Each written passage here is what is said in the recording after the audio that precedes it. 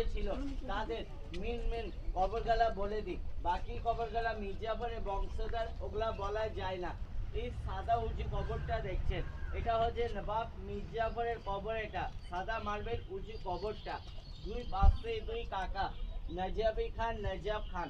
ডাক নাম হচ্ছে মির্জাফর, ওর আসল নাম নবাব মীর মোহাম্মদ জাফর খান।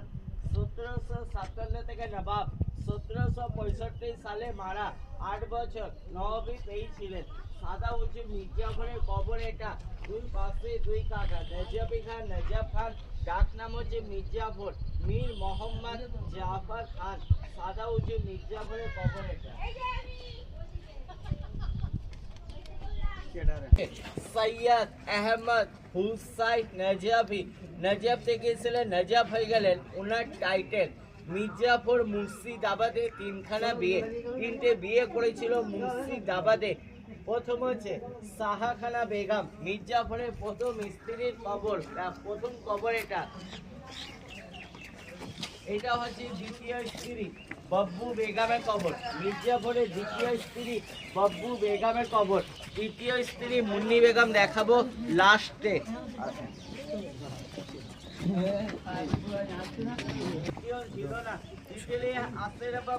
গুলি খেয়ে মারা গিয়েছে।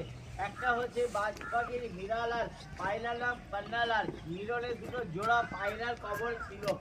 ওদিকে যত কবরগুলা আছে সব মির্জাফরের বংশধরের কবর। মির্জাফরের বংশধর মারা যেতে গেলে এর ভিতরে কবর দিতে হবে, সাধারণ লোকের কবর হবে না, শুধু মির্জাফরের বংশধরের কবর হবে।